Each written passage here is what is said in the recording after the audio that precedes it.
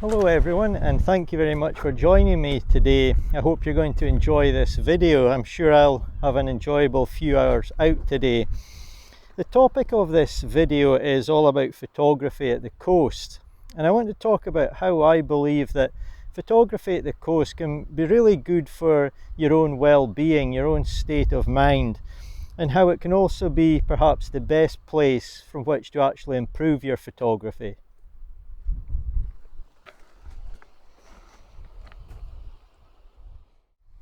So the weather's quite nice today. There's some nice bright spells as we've got at the moment, but the sun is also often going behind cloud and the light is much more subdued. It gets a little bit more overcast. But I've come out as always in the hope of getting a nice photograph. I need to spend some time exploring this area, but my initial impressions are that I'm hopefully going to get a photograph pointing the camera somewhere in the direction behind me. What that composition will be, I need to spend some time exploring and try and work that one out. But I've got a few things to talk about today. I want to talk about the benefits to us as people and also to us as photographers of coming to the coast and spending some time here. There's a lot of talk these days about the benefits of being outdoors and for photography getting us outdoors, and how it can improve our general level of happiness and our state of mind. And that really is true, I think, regardless of where we go to do our photography. But I think the coast has some wonderful properties. It offers some healing benefits, I think. If you're not feeling the best or you're under some stress or strain, I really think the coast is a very relaxing place to come. There's some wonderful noises to be heard at the coast. You've got all the seabirds, a very unique sound. You've got the sound of the crashing waves, and it really is just so relaxing. I'm feeling perfectly fine before I came here, but just by sitting here on this rock for a few minutes, looking all around me, just sitting listening, I don't imagine I could be much calmer if I tried. It really is a relaxing place to come, the coast. I think water, the flow of water, the sound of water crashing against the shore, it really has some magical, relaxing properties. So just sitting here, looking at the sky, the rocks, the sea, hearing the birds, it really is so relaxing, and it puts you in a very good state of mind. Just in general and also for your photography. But I really do encourage you to come to the coast to get some relaxation. But it's also excellent for improving your photography. I think out of all the locations we could go to, I think the coast perhaps offers most and really is the best place to work at your photography and try and improve. So I'll talk a little bit more about that in the video.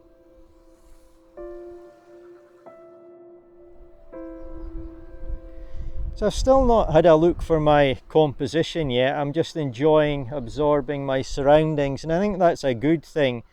It slows you down. You may end up taking less photographs, but hopefully you take better ones, because you just give yourself some time to look around and find places from which you may be able to take a good photograph. So anyway, why do I think the coast is the best location for improving your photography? Obviously it's not the only location, but if I had to single out one type of landscape to come to improve your photography, I'd always recommend the coast. So why is that? Well, there are a number of reasons.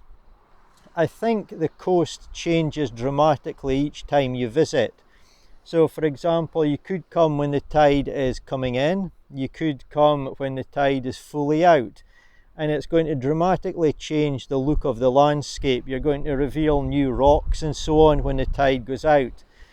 And if you just come at different tide times, you offer yourself up completely new compositions which you didn't even know existed on your previous visit. It's also a fantastic place to come at sunrise and sunset. You can get some amazing colour in the sky, get that light reflected in the water. You've got beautiful clouds hopefully in the sky, nice colour in the sky, and you've got so much to make a good photograph out of. Another good reason is that it's a great place for tuning yourself into looking for foregrounds. So obviously there's all these fantastic rocks. The possibilities are endless. We've got sand, patterns in the sand, small pebbles, a single rock on the beach. You can really work at trying to identify good foregrounds which complement your image. Now you don't always need a foreground, but the coast is a fantastic way to improve your skills at looking for foregrounds. The coast is an excellent place for minimalism. So these rocks off in the distance, I could probably get into a position where I just have those quite large in the frame or central in the frame, surrounded by water and sky. Very simple, clean images, but they work beautifully. Another reason, as I watch the tide coming in here, is it's a fantastic way to experiment and learn shutter speed and use filters. So you may want to do a very long exposure, get a very calm, ethereal type look to the sea, or you may want to freeze motion on a stormy day where the waves are crashing in. You can use a very fast shutter speed to try and freeze that motion and capture the atmosphere. It's also a fantastic way to include wildlife in your images. So part of the coast obviously is all the seabirds that surround it. A few of them in the image at the correct positions could really improve your image. There's just so many benefits to being here. I think it lets you work in so many aspects of your foreground, of your photography rather, looking for foregrounds, shutter speed, using filters, minimalism, telephoto lenses, ultra wide angle to take in some interesting foregrounds, the telephoto for single rocks out at sea. There really just is so much on offer, and as I say, I think it's a location perhaps more than any other that varies in how it looks at different times of the day, different tide conditions, and also different weather conditions. So you come in the middle of the summer in a beautiful evening, flat calm, we're talking serenity, we're talking ethereal, we're talking a peaceful image. Come in a stormy day, the waves are crashing in, birds are struggling as they fly. We're talking drama, sometimes chaos. We're talking atmosphere. We're talking just lots of different conditions that you can actually photograph at the coast. So I really love it, and I think if people want to improve their photography, I really recommend coming to the coast. But anyway, I could talk about this for a long time, but I think it's now time to go on the hunt for a composition, and as I'm doing that, I'll show you some coastal images that I've captured in the past. I hope the following selection of images that I've captured help illustrate the variety that is on offer at the coast. By turning up at different times of the day in different conditions, by using a variety of filters and shutter speeds and different compositional techniques, the photographs that we capture can evoke a range of emotions in the viewer.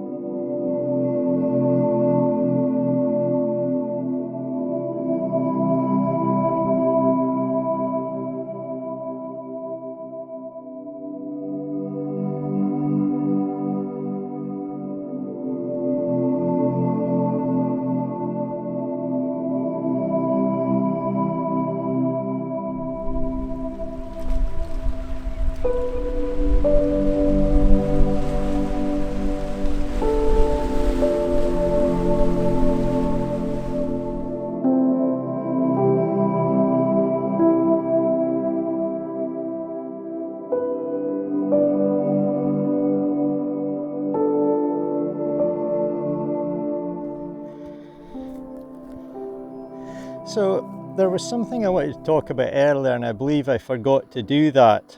And it's another huge asset to your photography if you come to the coast. And that is the sheer number of opportunities, are probably infinite, of capturing the much smaller, finer details of the landscape, or indeed abstract images as well. There's just so much on offer at the coast. We've got the small details on the rocks that we walk around. We've got perhaps details on the larger rocks and cliffs that surround the coast. We can maybe use our telephoto lens to single out a very small area of those. There's an abundance of rocks, pebbles, stones on a beach, of course. You may find some with really interesting textures, patterns, colours and so on. A nice arrangement of a number of stones that stand out to you in the beach. There can be patterns in the sand. There can be small sections of rock pools perhaps, or perhaps a solitary stone on the beach and how the tide is coming around it and making some nice patterns if you use a slower shutter speed. There's just so many options for capturing the smaller details of the landscape, and as I say, abstract images as well. Now, I don't do this type of photography an awful lot. I did much more of it a lot of years ago. The most recent smaller section of a landscape that I think I've captured was probably back in autumn, of some leaves that I found in the ground with some nice colours and a nice arrangement of them. But as I was looking for the image I want to capture today off in this direction, I was looking around for potential foreground, and this little section really stood out to me here. Now I could use it as foreground, but I just love the shapes, the different, I guess you could call them small subjects we've got. So we've got the rock, the growth on it, the different types of growth, and this standout stone here as well. I really like the patterns on it, the colours, and depending on how you view it from different angles, there's some small sparkling sections on it which really caught my eye. So I could use this as foreground potentially. I've not really explored the opportunities for that, but what I want to do is try and capture this much smaller detail of the landscape that I'm in today. I've not framed up a shot yet. It may not be my best shot ever, but while I'm waiting on hopefully getting some more detail in the sky behind me, there's not really much going on there at the moment. I want to try and just experiment and see what I can come up with here. As I say, it might not be my best ever image, but I think there's a potentially nice composition here, some pleasing shapes and patterns and some pleasing colours as well. So if you're into this type of thing, definitely come to the coast. So I've captured a photograph of this little section of the landscape here, and I think it looks quite nice. I may be casting some shadow on this area at the moment, but the sun has went behind some clouds, so there's some nice soft diffused light which works well for this scene. However, off in the distance the light looks a little bit flat, and I was about to say there's not much detail in the sky, but just as I look now there's a few more clouds appearing. Not many, they're quite subtle, but there's a bit of definition in the sky, so fingers crossed that'll hopefully all come together along with the light for the other composition that I've got in mind. But the light's quite nice in this little section here, and you're seeing this at the moment obviously in a horizontal or a landscape orientation for the camera. When I took the image I had it in portrait or vertical orientation because it suits the scene best. I obviously just want to include a small amount of the landscape here, a little bit of the sea and a bit of sky as well. Now unfortunately there's not much detail in the sky when I captured the image, and looking at it now the area that would be included in this shot still doesn't have much detail, but there was a very fine amount of subtle definition of some clouds, so you may see that in the final image. But as I say, portrait orientation because it suits the layout of this little rock here, the diagonal lines which run from bottom to top. Positioned the stone centrally in terms of left to right positioning, and I thought it looked best when part of the rocks at the right of the stone and some of them at the left just sit above the horizon line a little bit, and then just above the rock you see some of the sea as well, because I thought that really made the rocks stand out. rather than positioning it above the horizon line. And I think the diagonal lines running in from the right, countered by the horizon line coming in from the left, work quite well, and there's some pleasing shapes and lines in this little section here. So I'll show you the image. I hope you like it. I've had fun capturing it, and fingers crossed the light section or the light conditions will either hold or improve, and the sky off in the distance will improve as well, because I need to get one more shot today, I think.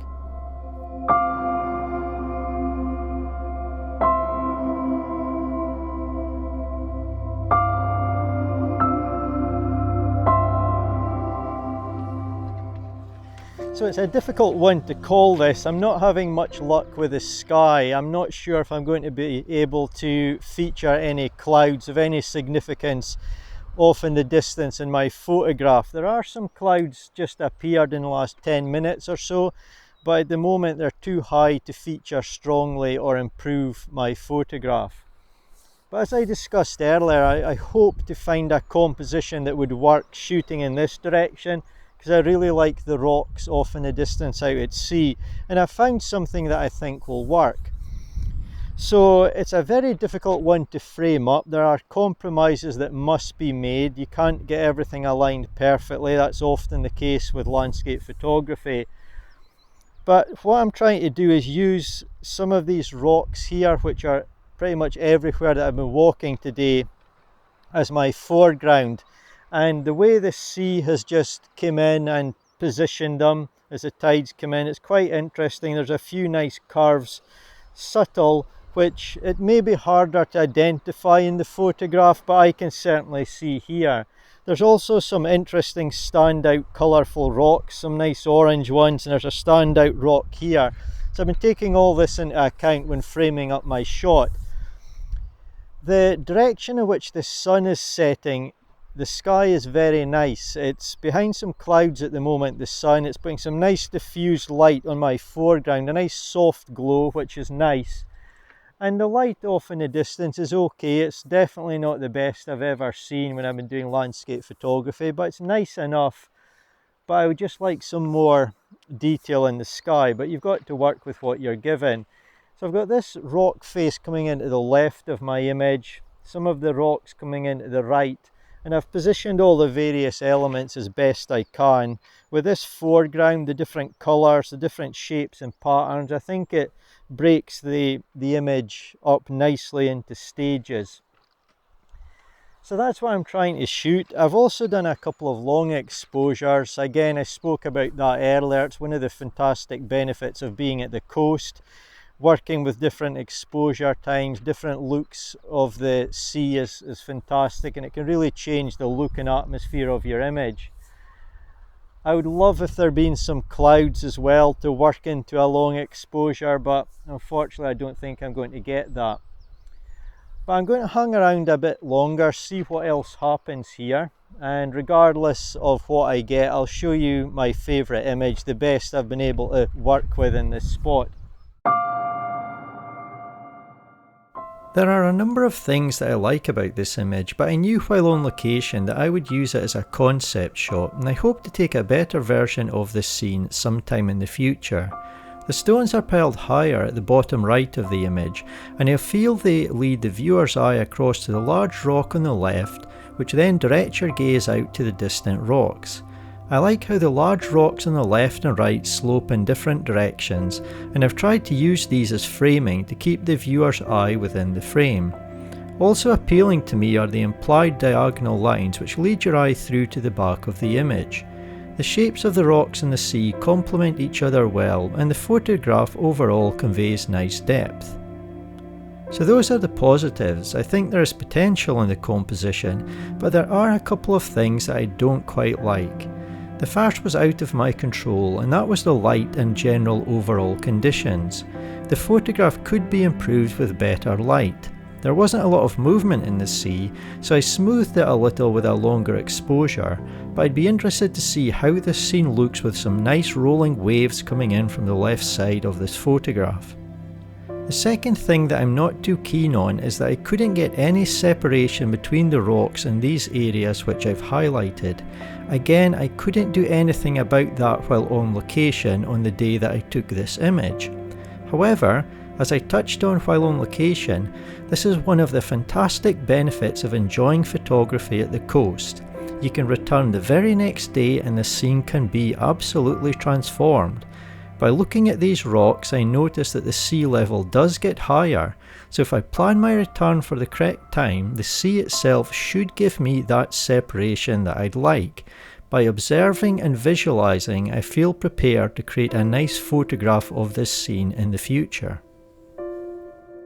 I really hope you've enjoyed watching this video and perhaps it's given you some encouragement or inspiration to head out to the coast with your camera and see what type of images you can capture. As I spoke about throughout this video, it really has tremendous benefits for your state of mind. It's very relaxing being at the coast and it offers up just a vast array of possibilities in terms of your photography. But as always, I truly appreciate you watching. Thank you so much for taking the time to watch my video and hopefully I'll see you in my next one.